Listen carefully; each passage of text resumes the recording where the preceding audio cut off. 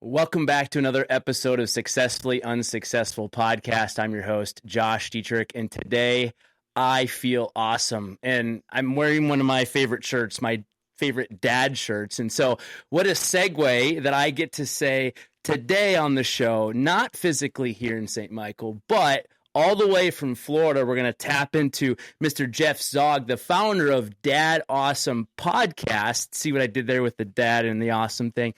Not very funny, but very cool, because this guy, a man, the myth, the legend, right here on the show. Welcome to the show, Jeff. How are you, sir? So glad to have you.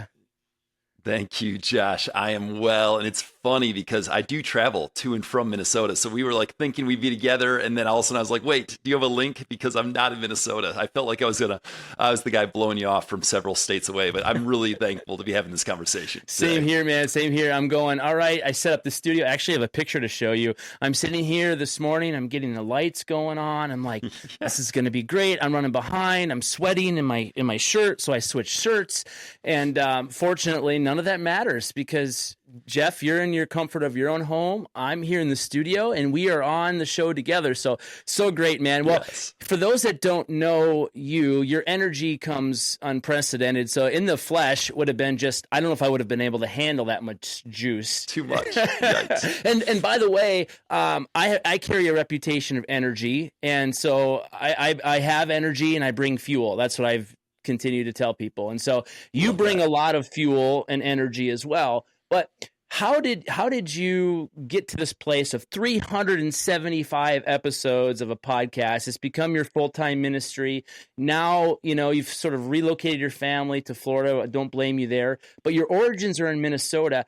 You're a former pastor. Give us the quick skinny on how this podcast came to be. I know there's a great backstory. I read some of it, but those that don't know you, what is Dad Awesome Podcast? What are you about? What's the mission? Just give us a quick little backstory and then how it got started. Yeah, I love it. Thank you for the invitation to share. So I was a pastor in a church in Minnesota. I had two little daughters at the time. I had never served a day in children's ministry, had never volunteered, I had brought my little daughters and dropped them off. That was the extent of children's ministry. And there was a change in circumstances. And I was asked, at that point, I was serving as a pastor there, as a campus pastor. They asked if I would take leadership and lead in an interim basis our kids ministry. And I said yes, because there was a need there. And I'm like, sure, I'll help. And by saying yes to an area that I had no desire to serve in, as a dad of two little girls, my heart slowly started to break more and more I loved that area of ministry. I loved kids ministry, but I noticed we were offering nothing to help the dads in our church. And all of my friends who served at other churches, their churches were not offering specific resources to help these young dads like myself. So I found myself in a spot where I saw the need, and I ran an experiment for 10 weeks. And I did 10 short mini podcasts around intentional fatherhood from what I was gathering to help me and my friends. And what I tell anyone is, if you're going to lead a podcast, make sure you're having a lot of fun. Yeah. Is it helpful for you? And I've told my girls, there's a switch. You flip it up and there's a switch, the eject button to Dad Awesome. And if it's not helping me be an awesome dad, not a perfect dad, but an awesome dad, if leading this mission, and it was a passion project. It was my Fridays, my day off, my early mornings, my evenings. It was simply, I started Dad Awesome as a passion project, and I found it was so helpful for me. After the first 10 episodes, I started interviewing other dads, and I just have not stopped. So I've continued to gather wisdom, ask questions, be eager, be curious, and the cadence of weekly podcasts for, in this case now, over 7 years, every Thursday morning, release a podcast on being Dad Awesome. Again, that means I probably fell on my face this week. I probably was impatient this week. I probably did not. I missed my date night this week.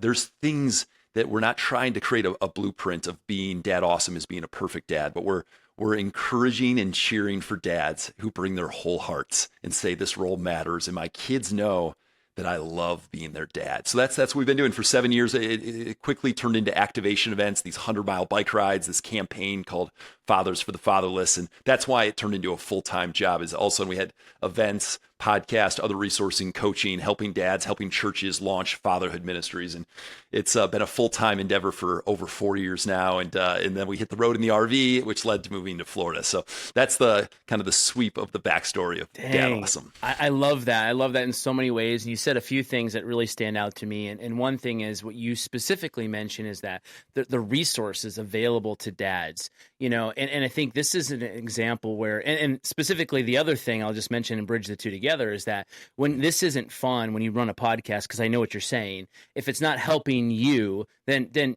easily hit the eject button, because let's be honest, it's a bit of a grind. It's a lot of work, and it's not fame and fortune. It's a mission. It's a ministry. You're pouring into dudes and hearing their stories, and it's not a monetization, you know, game changer, right? Like it's a lot of work. So that said, Successfully Unsuccessful, and I just want to bridge this with the idea of being successful. So many just put into this one bucket called financial success. And my journey was very simply that I was chasing that. And even though I was a believer, as a husband, as a father, I got off track realizing there's many other areas of success that I wasn't. I was very unsuccessful in so many other things. And one of those was as a father and as a husband. And as a father, it was almost like, you know, I'm dad, but like, I'm not prioritizing how to be an amazing dad, how to be an awesome dad. In fact, it was like check the box type dad, right? So I relate to this, right? And to launch a ministry that becomes something that you're passionate about, I'm just trying to help other men have the light bulb turn on. And so bringing you on the show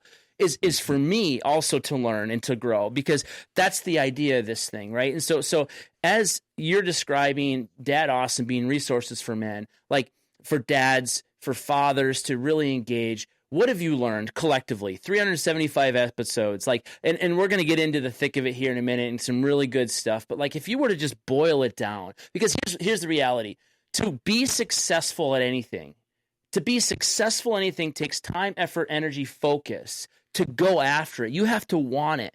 So what is that switch that can flip for men to be like, do I want it?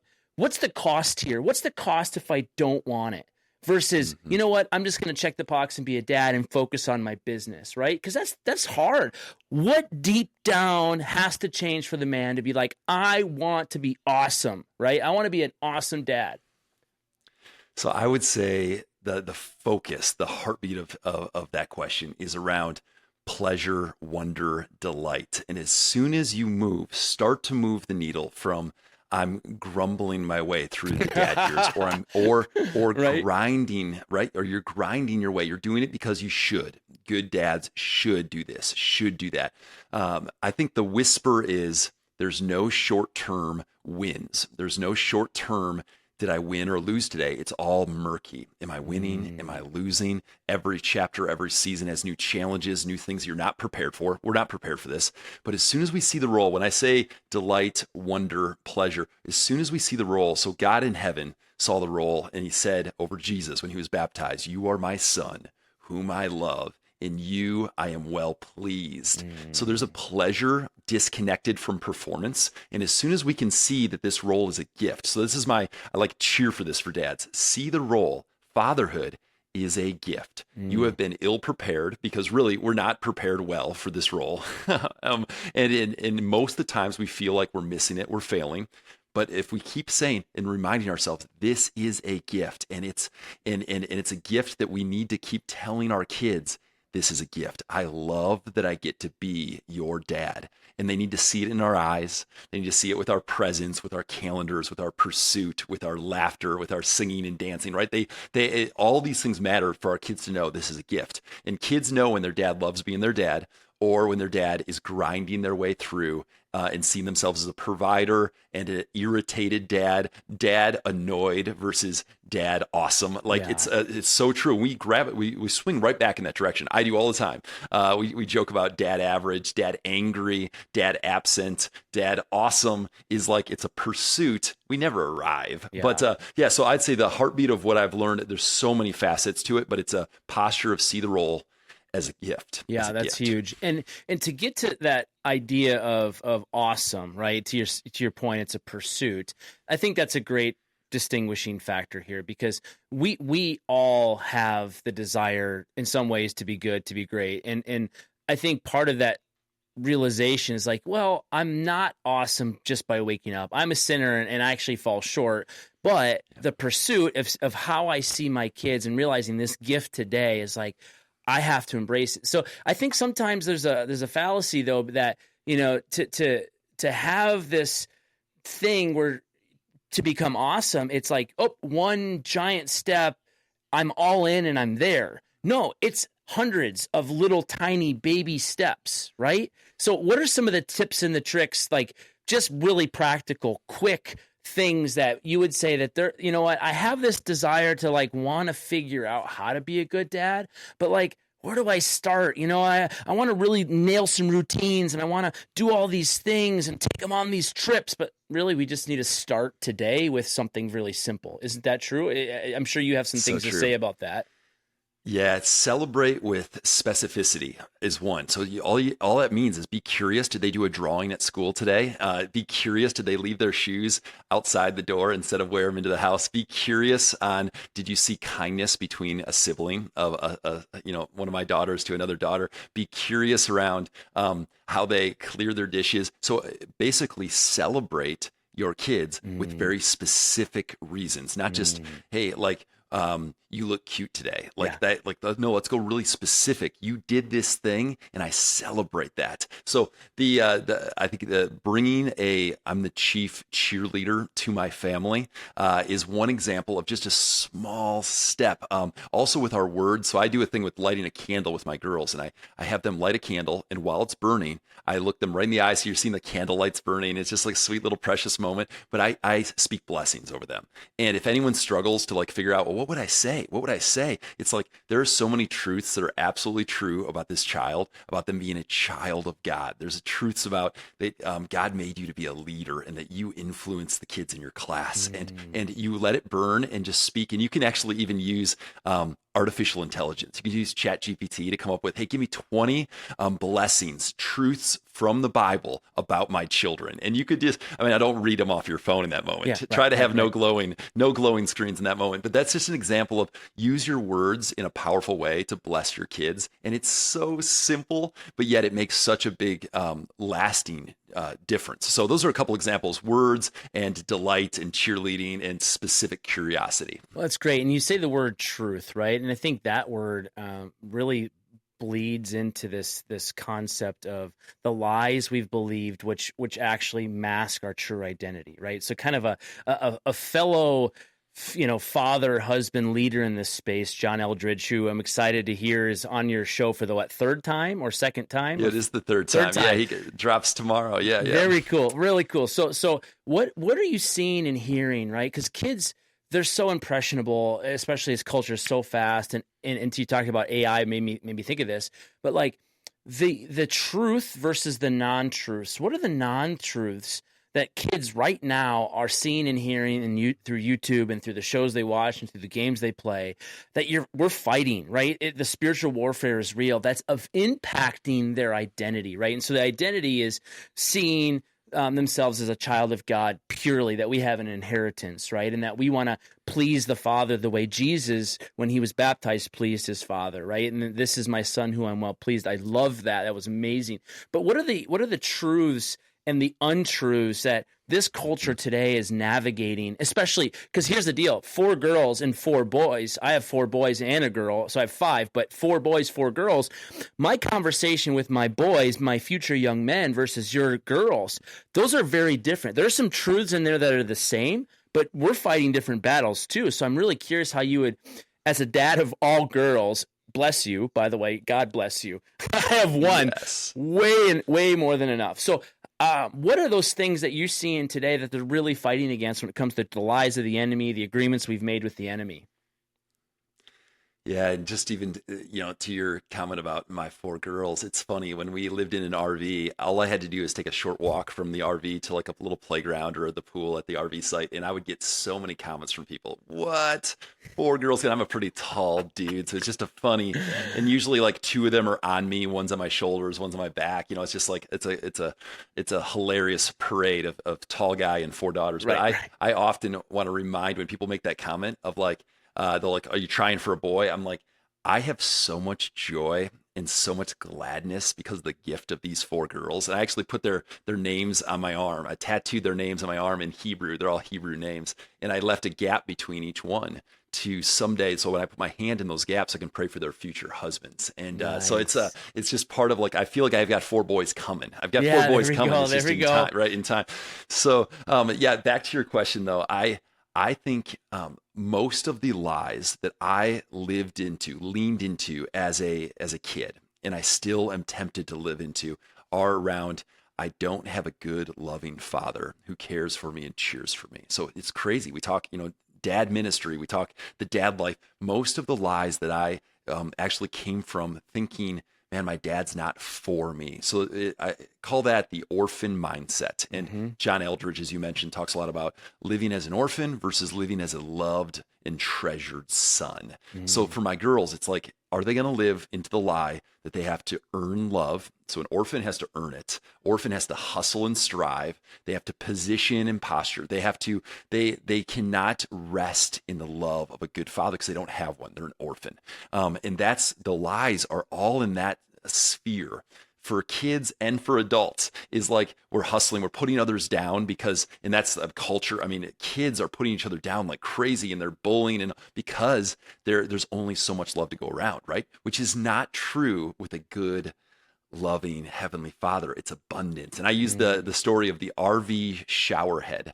Because 550 nights of living in an RV, the shower emits as little water as possible in these tiny streams, the RV showerhead, and a raging waterfall in the wild, in the mountains. Just the amount of wasteful water that comes cascading over that waterfall. That's the difference between living as an orphan, is just like, is there going to be enough, or is it going to run out? The RV showerhead. And then the other side is like this like ridiculous, you're under a waterfall of God's love of like, it'll never run out. It's lavished upon us, which the root is like wasteful amounts of what, like that's it. So when I think lies and truths, they're mostly in those 2 areas. There's so many things coming at our kids. And the thief, Satan, wants to kill, steal, destroy. And he's doing it with whispers and lies and trying to cement those. And it's our jobs as dads to grab onto truths and to not force them at our kids, but to like gently steer them back towards what's true. Yeah. Steer them back with our words and our actions and our love and our touch. It's incredible. And a good friend of mine, again, part of community, is just understanding, like he used to tell me, like with his little kids, he would get low and get slow. He would get down on his one knee and speak very gently and very quietly. And like, I'm the angry dad. I'm dad angry. Like, and I had to learn, like that came from selfishness, and that's a root I had to go deep and pull out. But like, and it was because I was being bothered. I was being pulled off from what I wanted to do. Right. So to your point about wonder and delight and pleasure, like my daughter, and it's so wild because out of the 5, the daughter for me is this really deep truth I'm still trying to really help her. And that's when I get down and I get low, I'm like, I want you to know there's nothing you can do. When I scold you, when you are in trouble for not doing what you're supposed to do, raising your voice, I love you no matter what. Now, I am not exactly thrilled about how you're treating your sibling, but the reality is, right, this is not a behavior. And so like as soon as it goes into this is something you didn't do right, it's like plug my ears. Nah, I don't want to hear it. I can't hear it. And so it's like I'm so reminded of the original story of man, Adam and Eve hiding behind the fig tree, and they're just ashamed for doing the wrong thing and eating the apple. And God's like, where are you guys? And he knows exactly where they are. And it's like, I know my daughter did wrong. I know exactly what's up, but I still love her no matter what. Absolutely. And so getting low and get slow is like, whoa, that's pretty good. But what else? What are the tips and tricks? Because I think the reality is we're not equipped, to your point. Like, it's not been a thing that you learn in school. There's no book. We go to school for 12 years plus college, and we don't learn any of this stuff. How to be a good human and be a good, kind father and a husband. So what are some and maybe the rapid fire makes sense for this. We could pound through some of those right now. But like one specific or 2 specific or 3 specific resources, Jeff, that you're like, you know what? These are some scriptures and truths. These are some really good things to be navigating these strong-willed, emotional little creatures, right? To make you stronger and to really just remove yourself. Patience is like in me grown. Praise Jesus, because I could not do this in this own flesh. I promise you. Yeah. What are you hearing in that for you, and how would it help other Mm-hmm. men for these practical things? Well, go upstream first. So it's easy to think dad hacks. It's like, well, what if I do this or There you do go. this or plan this? Or so there's the hacks, which are important. But if we go upstream to what makes me a good father, what makes me a good father? You even mentioned this a little bit. There's some healing in you that helped the anger.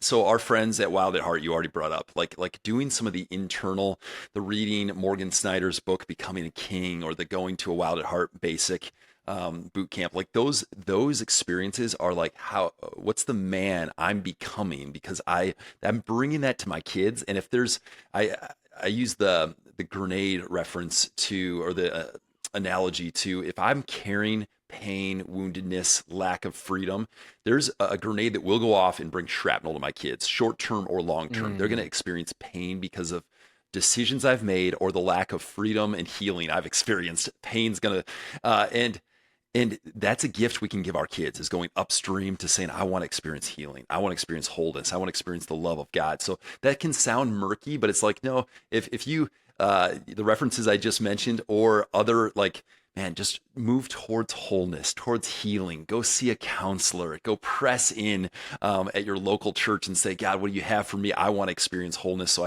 So there's upstream there. Then there's upstream with brotherhood. You will not be the dad your kids need you to be without a couple other dads, a couple guys who know you and love you and speak truth to you and sit around a campfire with you and say, man, I'm stumbling, I'm struggling, I'm being dad angry. If you live in isolation, you are setting up much more pain for your kids in the future. Versus with friendships, I'm moving towards wholeness and freedom and purity, and I'm moving towards, because they care deeply for me and I'm being real and transparent with them. So friendship is the huge gift. And if your friends know your kids' names, and they can, when they come over, like, ask your kids, how's this going? Come cheer for your kids in sporting events, or, at certain key moments, or there's adventures that you're setting up and you're taking your sons on a camping trip with other friends and their sons. Like, it's compounded. If I'm going to invest somewhere as a dad, I want to invest in wholeness and healing for myself, in deep friendships and brotherhood, and who's got my back, and who am I able to call at 2 a.m. saying, I need you. I'm rushing to the hospital with my wife and one of our kids, and I got 3 more kids sleeping. Can you get here now? Like, that is the biggest gift. So those are 2 upstream things. There's maybe one other upstream thing is, what does career look like? Successfully Unsuccessful. What does career look like? And is this career conducive for the family culture you want to create? Or are you locked in? And this was a challenge from, I had the joy of interviewing Bob Goff, and he's always like, quit your job. And it's, I say slow is pro. So you said get low and get slow. Slow is pro. I learned from a mentor. So with career stuff, of course, slow is pro. Man, pray deeply, journal extensively, like seek mentors and friends to speak into that decision. But if you can make a career pivot, take less income, and all of a sudden turn some dials of presence to your kids, there's a scene from the movie Hook where Robin Williams creeps along the bleachers at a baseball game. It's a baseball stadium, and the all pirates are playing baseball. It's all the pirates and Robin Williams' son, little Jack, and he's slugging away at this ball, and he hits a home run, and Hook yells, "That's my boy!" And they hoist him up and cheer. And this imposter is playing the dad role for this little this son. And Robin Williams' eyes in that moment as Peter Pan are so empty, and it's because he's the lawyer who chased the wrong. There's every career path, whatever your job is, can lead you to emptiness and empty eyes because somebody else fathered your children. And so that's where I'd say upstream to career is, like, be very prayerful, but there are some massive sacrifices that you in your 60s or 70s would be so glad you made. And I think a lot of dads have not even considered a career pivot because it's so much provision.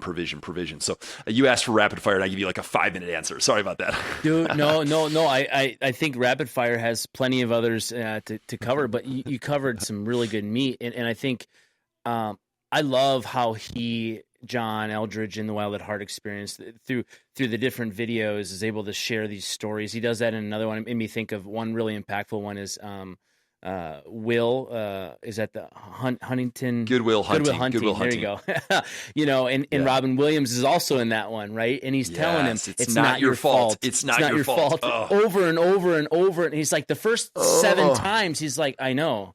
But at one point, it just gets through to him, and then it starts sinking in. And now another man is speaking truth into his life, because his father, he's an orphan. He's been trying to hustle and grind and run on his own to figure out his love and his fitting in this life.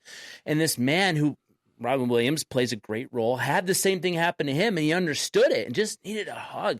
And, it was that video that I had a breakthrough in with my 12-year-old when he disobeyed and did something wrong and yelled at my wife, and I scolded him and asked him to go to his room. And I went upstairs, and he wouldn't.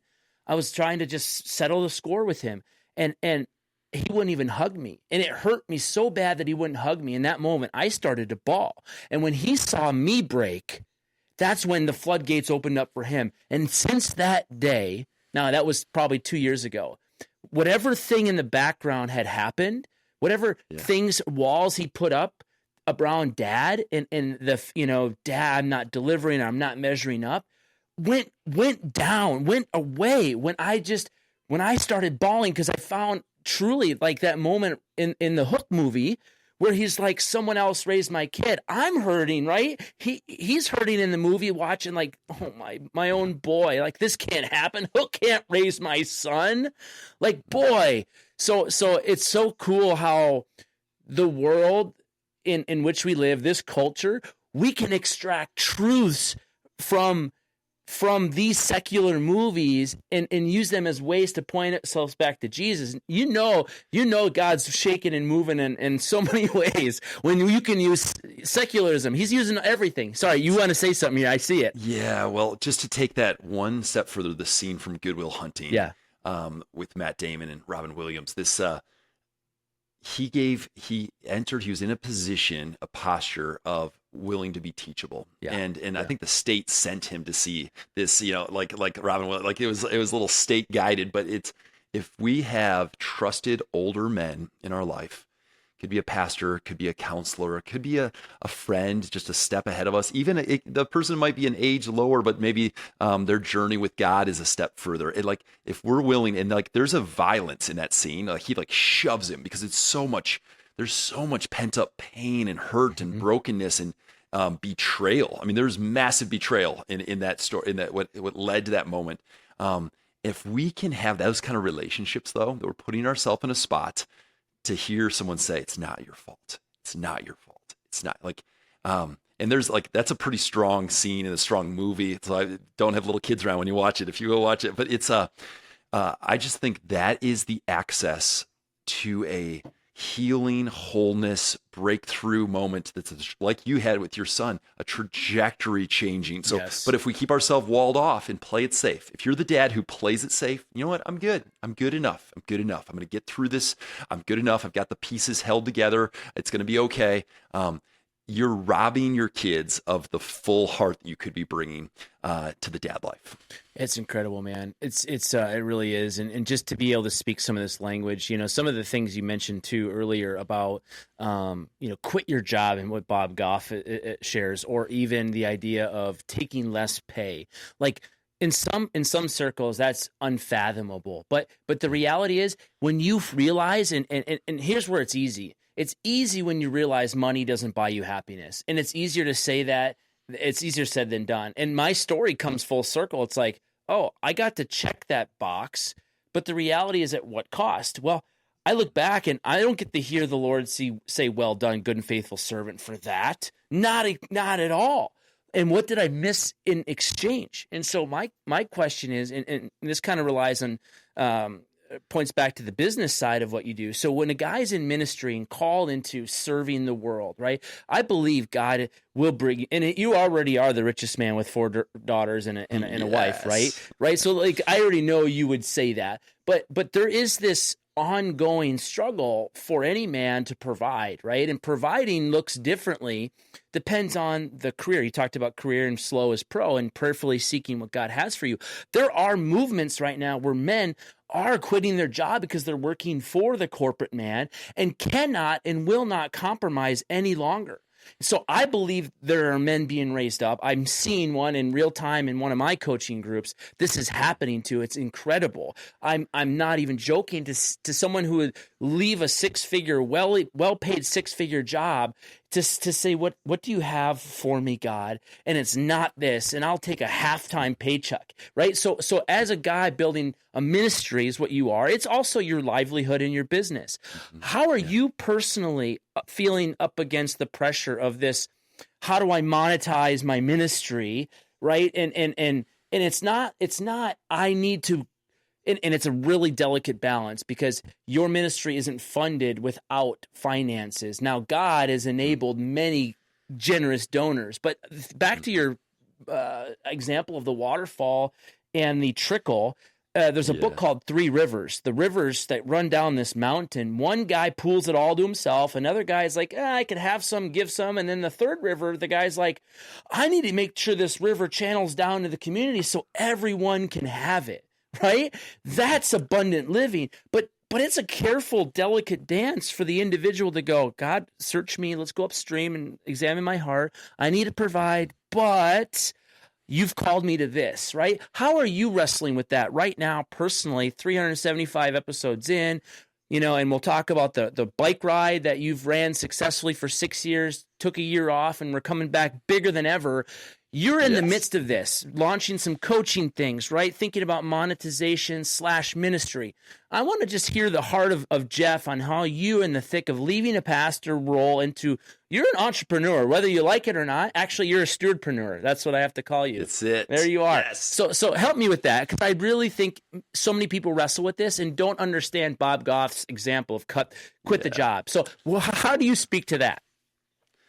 So this goes back not 7 years to the start of Dad Awesome, but goes back like 15 years to before I became a pastor. And I have had, so I'm a golden retriever. I am like all in wherever I'm at. I'm all in, and I'm going to give my whole heart. And I don't think a lot about finances as I go after it. Like I just bring my whole heart to whatever job I'm in, and I just do whatever. And sometimes opportunities open because I've just brought my full passion, my full heart, everything that I have. I was serving in the local church with everything I had. And this is pre-kid. Before being a dad, I was volunteering like 20 hours a week. I was just bringing my whole heart. And all of a sudden the invitations start coming to come on staff, be a pastor at our church. And I had a holy fear of like, I do not want a paycheck to be a part of this scenario because I want to just keep bringing my whole heart.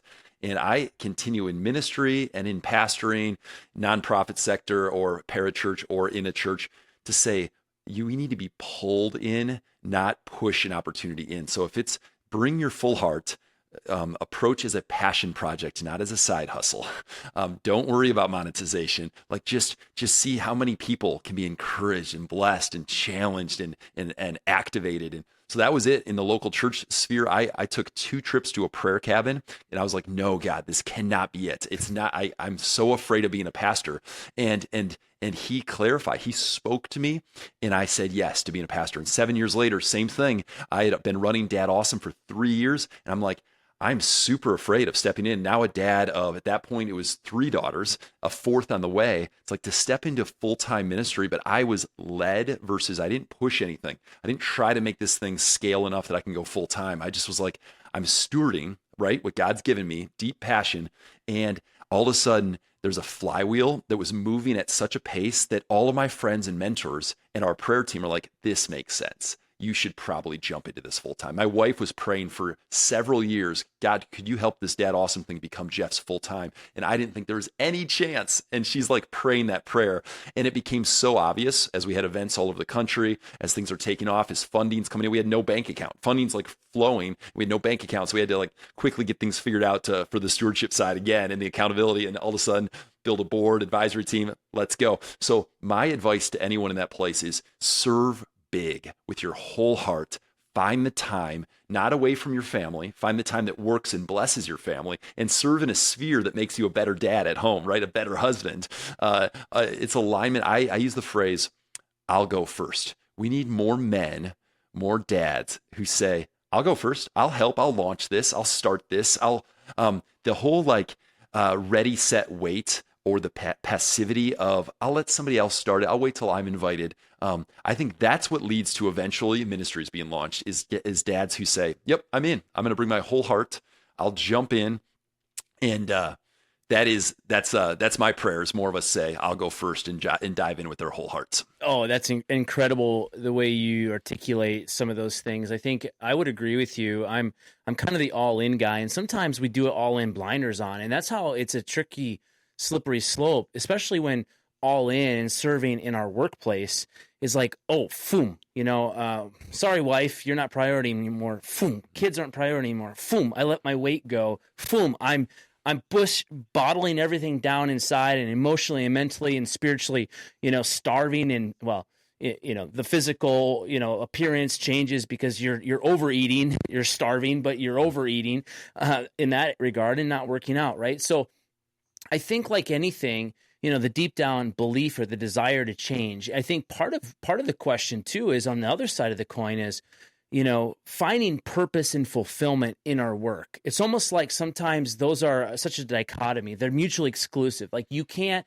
find purpose and meaning in a paycheck. Like providing for your family, you can get lost on that. On the flip side of that is you can seek it so much that you're blind to the reality is we're missionaries in our workplace, right? And so like there's such a massive gap. And for me, I struggled for the longest time that work was a place to earn. Work was a place to earn. Work was a place to earn. I know guys right now that make okay money, good money, and they're like, I'm trying to get this side thing going, but yet my family, it's costing my family. So they're struggling for time. They feel like they're maybe struggling for money, and yet their family isn't getting the best of them. And so it's a snowball of pain, right? So I think lukewarm in 5 areas is a fundamental problem we have. How would you bridge what you said about finding it and serving it and passioning it, all in to strategically and calculatedly, praying and waiting on the Lord to make one of those changes where like, I want to find purpose in my work and do it in a way that funds and fuels ministry in a way that never could, but gives me my time back. Because I think everyone I think once they experience the ability to have control or somewhat of their time and their money, that's such a blessing from the Lord to be able to choose. And like for me, I'm like, okay, my wife goes, you could have retired, but yet you work now all the time. And I got hit by the 2x4 with the same problem I was doing before, chasing after what God gave me to chase after, but my heart was different, but I was still sacrificing my wife and my kids yet again, right? So it's this ongoing wrestle. How do you say, just in your mind, the ongoing wrestle and the stirring of working through and waiting on the Lord and prayerfully, discerning what he has for you right now? Because I think purpose, fulfillment, and contentment is already there. It's like, where's Waldo? When you open the book and you don't know where he's at, you're looking everywhere for it. But once you know where he's at, you're like, oh, I see God in everything. He's right there. You know what I mean? Yeah. So Cadence, 2 things that we do regularly is a monthly prayer day where I take the first business day of each month and look back 30 days, forward 30 days and say, God, where do you want to calibrate? Where do you want to see more of my focus? Where are there opportunities? So it's working, really it's saying, God, work on me, but also there are moments for me to work on the ministry, on the business versus in the business. Right, so often I get dream lists come from these days and creative ideas. I just pray, God, more of heaven through my leadership and through my strategy.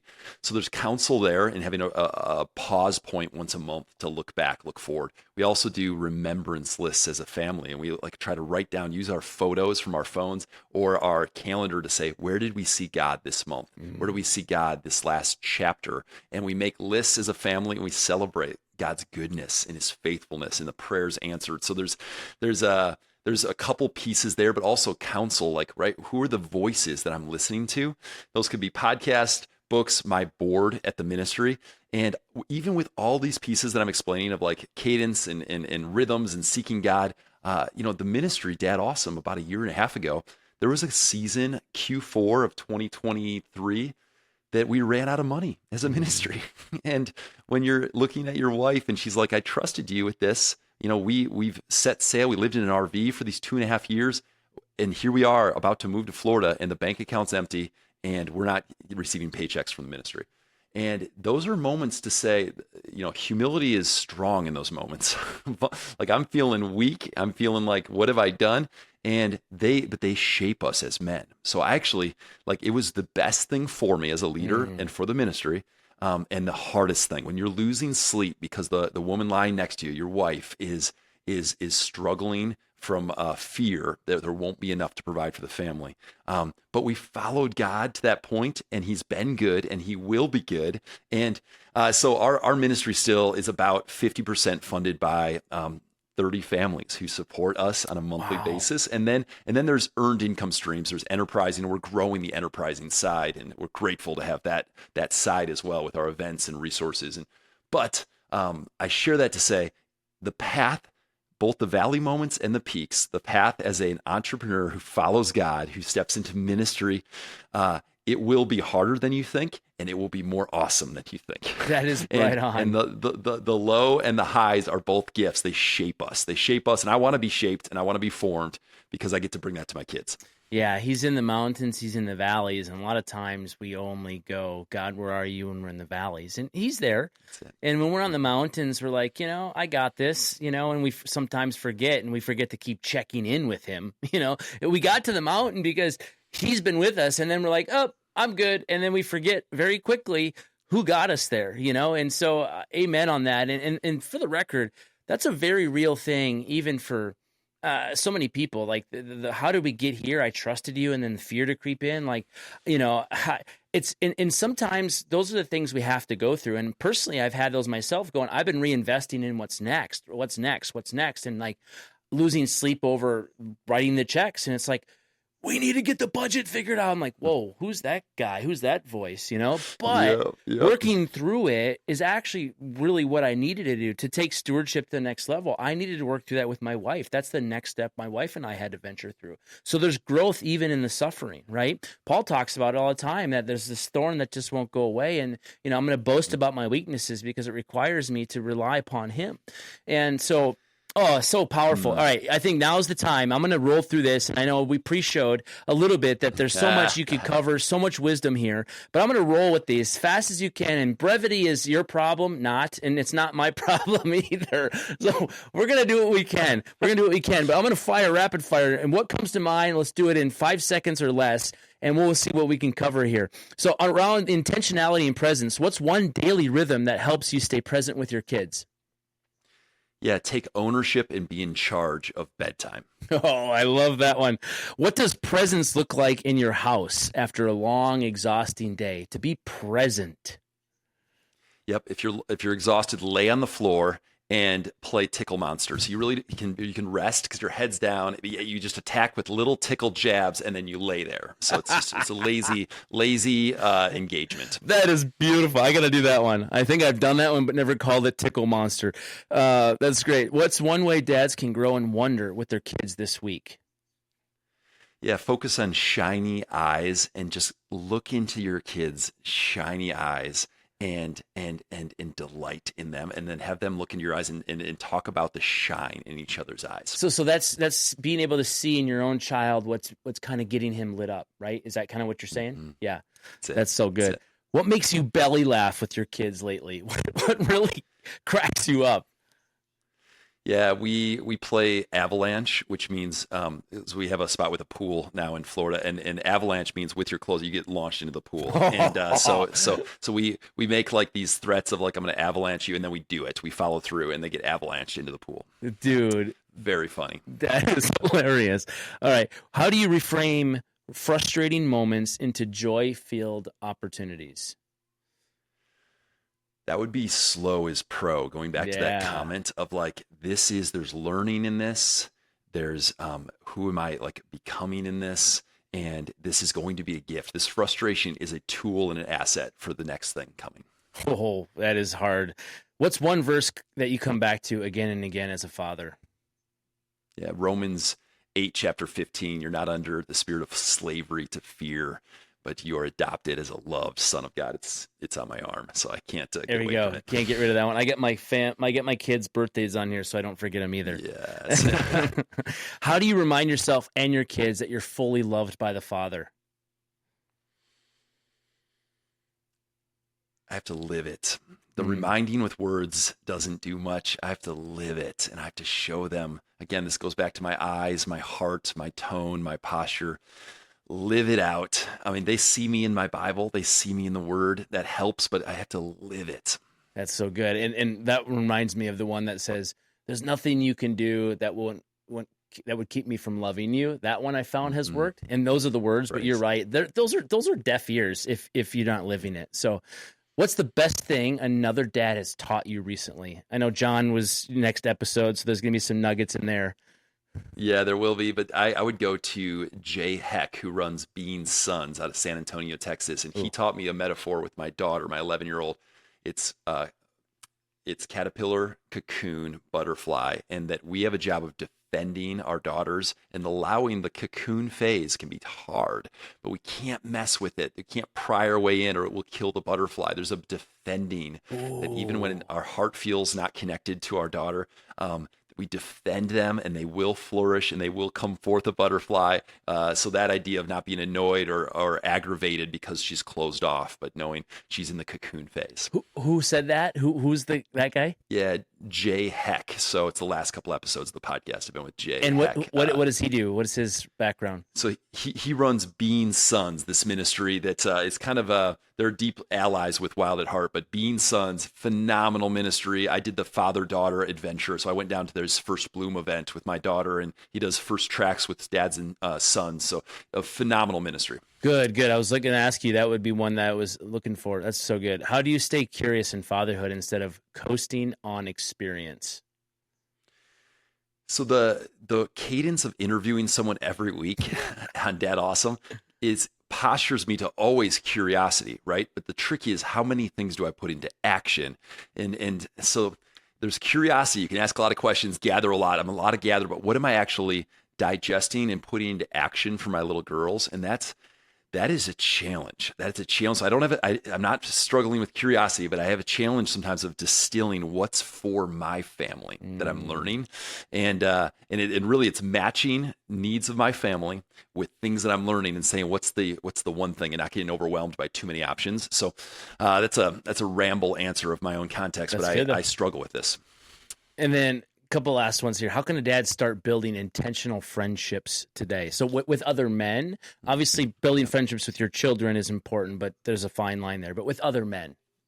Yeah, so be the dad who says, I'll go first. Invite them to your campfire pit. Invite them to this coffee shop. Invite them, get around and talk about the dad life. Be the one who initiates that, regardless of how you feel it's going in your life. Be the one to initiate it. And then the side bonus to that is do something active with other dads. Yeah. And then just look to, while doing that active thing, while doing CrossFit, while doing a bike ride, while going ice fishing, look to thread in some, how's it going? How's the dad life going? How can we pray for each other? So there's no excuse not to be the guy who initiates deeper. You don't have to go to deep friends right away, but just initiate the formation, start building, and it will pay itself back 1,000 times over. And it's only one at a time is all you need. One guy at a time, right? It's incredible. All right, we're wrapping here. We're doing great. How do you balance being a fun dad and a formative dad? And I think I'm gonna make a 2.0 on that. What's a creative way to connect deeply with them, right? Without screens. So these are two questions back to back, because I feel like the formative and the fun is tied to, what are you guys doing? Sorry, that was intentional, but not. So example here would be, there's a rope swing that we set up, and we're doing rope swing. And it's joyful, and they're giggling and they're rope swinging, but then there's talking about courage, and there's talking about, we brought a bar stool out there, and I'm having them swing the rope, stand on the bar stool, and leap off the bar stool and catch the rope, catch that handle in the air. And if they miss it, they land on the grass, right? But it's talking about courage, is looking for, in a joyful adventure moment, to bring in a theme. And so my daughter and I, my oldest, we work on, hey, what's our theme this month? And we use AI to help build around it, Bible verses, build around it, ideas, catchy statements. So that's an example of formative and fun. You can lace, it never should be, I'm jab, jab, jab, punch. There should be so many fun jabs, hilarious jabs. We were howling like wolves at the breakfast table yesterday morning, howling. Okay. So this is, me and 4 little girls, we're howling. So fun. And then bring some formation, bring some discipleship, bring a theme, bring a how's this going, and then a lot of like fun and silliness should outweigh like 8-1 the deeper, driving it deeper, because the heart is you want your kids to want to have time with dad. Yeah. And if it's just all lecturing, it's not going to build that. Dude, incredible. So much fun. So I'll wrapping this up. So grateful to have you. But as you're just kind of thinking through what we talked about, covered a lot of ground. The rapid fire did awesome, by the way. When I think about like the number one thing to encourage men about what they can do, remind us, what they're learning or what you're learning from the Father that they can take with them to be a better dad themselves. What's that last final word you would say to any dad that hasn't really decided to commit to see their kids this way? What you would say to them to kind of bring them into this camp of, you only get one shot at this, don't waste it, because at the end of the day too, we're going to be judged by what we don't do. And I think part of that is stewardship is, are we going to bury our talents? And we're responsible for what we do with everything we've been given, including our 4 kids or our 5 kids or our 1 kid, right? So what would that be as we wrap? And again, I can't wait to connect with you in person next time. Yeah, I look forward to the same. So I guess I want to just put a little courage into everyone listening, a little bit of courage. And it's from the frame of story. We love great stories, movies with great storylines, books with great storylines. We love watching great stories. And if we think of ourselves in an isolated story of this chapter of dad life, we actually don't see ourselves in a great story because we see a challenging moment. We see very little feedback loops of we're doing well. If we can pan out to the bigger story that we live in as a dad and think about our great grandparents and our parents and our own life as a child, and then this little chapter of fatherhood with kids on the home front, and then them being parents someday and them being grandparents someday, and us, all of a sudden we're great grandparents. If we can pan out to the bigger story and realize that each day we are actually writing that larger story, it's crazy how, like, if we can get the blinders off and see the bigger story, that gives us courage. It gives us perspective to be patient. It gives us perspective to use our words for good and speak life. It gives us reminders to tell stories of, look what God did a decade ago. Look what he did when I was a kid. I tell stories. My girls love when I tell stories, and they're silly. Again, 8 out of 10, they're silly. And then there's a couple meaningful ones in there. But if we can just pan out to the bigger story and remember, like, this chapter of the story deeply matters. And from a compounding interest standpoint, investing today is going to pay itself back in ridiculous proportions. But it's still part of a bigger story. So don't get overwhelmed. Instead, be courageous and step in with your whole heart. That's so good. And what my wife is on this journey too, and figuring out like identity and learning some of these things. She just told me about this book she read, and it was one of the scriptures in the book. Don't give the enemy a seat at your table. That's the name of the book. But the idea was in Joshua, the scripture you read to yourself today, or say to yourself today is, like Moses, I was here I'm here for you. Like I was here for Moses. This is Joshua. This is God telling Joshua, like Moses, like I was for Moses. This is kind of zooming out to your point. Like, hey, Joshua, you came after Moses and he had a big thing and you have a big thing. And I know you're going through something, but guess what? I was here. I'm here for you now, and I was here for them. So great message, great story, zooming out. And I think the eternal perspective is what it's all about. Having a kingdom perspective is knowing that today, yeah, there might be pain and suffering, but long-term, in the grand scheme of the kingdom, there's glory, and living in this glory is what it's all about. So Jeff Zaugg, incredible time. I don't know. We probably covered, 20,000 words or something in that. So much meat in here. Successfully unsuccessful man himself, in the day, in the trenches, one that wears his heart on his sleeve and super humble. So grateful to have you. Thanks for being on the show. It's been a joy. Thanks for the conversation. You got it, Jeff. We'll see you next time. And I guess before I have to close, what's the future for the bike ride for activation events for Dad Awesome? Give us a teaser here. What's to come? We took a year off, and we're coming back bigger than ever in 2026. That's it. That's true. So we did 30 events in 6 years, mobilized over 1,000 men, raised $1 million for our partners who directly serve the fatherless. So it's just like, can you believe our first year's goal was 10,000? Can we raise $10,000? And I actually huddled my little daughters up and I said, girls, this is a 100x miracle because we trusted God for 10,000. He brought $1 million. Wow. And so that's what we're trusting God for is after a year off, it's we're pausing year 7. So charge for 6 years, pause for year 7. It's not a sabbatical year for the ministry. It's just we're taking the activation events off and building foundation. And then the next round in 2026, we're kicking off with an event in February in Northeast Florida. August, we'll be back, likely June and August in Minnesota. And so we're rocking and rolling with the next chapter of activation events. And more is going to be released in August. We got a little bit of time before you'll know the exact game plan, but it's coming soon. That's great. Well, I love that. Man wasn't made for Sabbath. Sabbath was made for the man. Right. So well done in that. Appreciate you again. Thanks so much, Jeff. And we'll see you on the next one. Amazing. This has been another episode of Successfully Unsuccessful. I'm your host, Josh Dietrich. Feel free to like and subscribe, and we will catch you on the next one. Thank you.